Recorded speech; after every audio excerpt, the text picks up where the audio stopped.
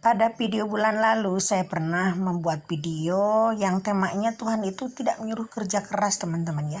Cuma Tuhan itu sudah menyediakan rezeki. Jadi tidak memberi rezeki tapi menyediakan. Gimana cara mengambilnya ya tergantung kita. Nah ini ada pengalaman saya. Saya pernah dialog sama seorang sopir angkutan ya. Karena saya kan sering pakai angkutan ya kalau di desa. Nah jadi karena sekarang ini memang lagi sulit, penumpangnya juga sulit teman-teman, susah sekali. Saya pernah cerita sama yang namanya Pak X ya, taruhlah namanya Pak Dudung ya. Dia bilang, waduh teh katanya, ini sekarang penumpang lagi sepi, susah, setoran pun tidak kekejar. Katanya aku sampai pontang panting sehari sampai 5 sampai 6 pp katanya gitu, dari jalur kota kecamatan ke kota. Aduh saya bilang gimana dong pastornya. Ya saya ini kadang-kadang motong katanya, kadang-kadang motong teman orang, kadang-kadang saya ngetem sampai panas-panas itu. Akhirnya curhatannya saya dengerin aja gitu kan. Jadi beliau ini ternyata pekerja keras, keluar subuh pulangnya udah menjelang malam. Nah terus saya renungkan di rumah ya, gimana sih caranya, mudah-mudahan saya ketemu bapak itu lagi gitu kan. Ternyata saya memang ketemu lagi teman-teman ya, kemarin waktu bulan puasa ketemu lagi.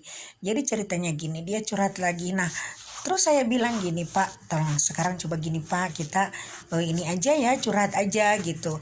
Kita dicoba nih, Bapak jangan terlalu kerja keras, tapi Bapak niatkan jangan cari uang, tapi Bapak niatkan hanya untuk ibadah gitu. Jadi Bapak ibadahnya apa?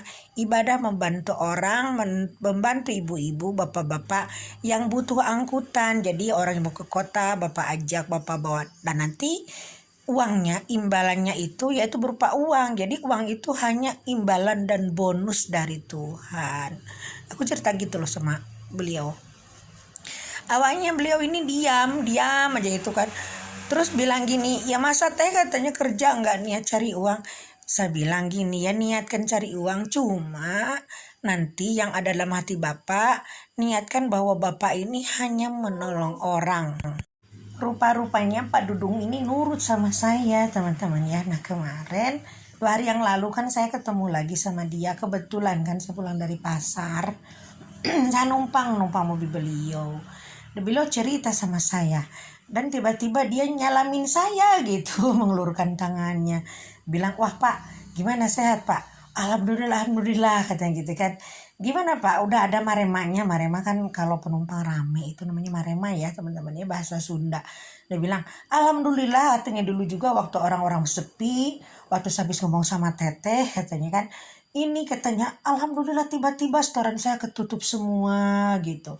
Terus dia bilang juga ini malah ada bonus dari perusahaan katanya, dari yang si bos angkot. Lalu juga katanya biasanya pulangnya jam 5 sore, kalau nggak jam 6, ini jam 4 jam 3 kadang-kadang malah seringnya aku udah dapat setoran, dia bilang gitu. Wah luar biasa deh, sumringah sekali.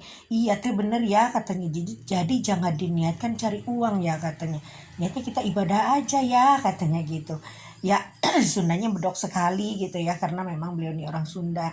Akhirnya saya senyum semua aja, alhamdulillah Pak saya bilang gitu. Nah dalam hati, makanya nih kalau namanya Tuhan ini nggak bisa dilawan. Jadi istilahnya kita ini harus benar untuk berserah. Jadi saat kita bekerja pun berserah teman-teman ya.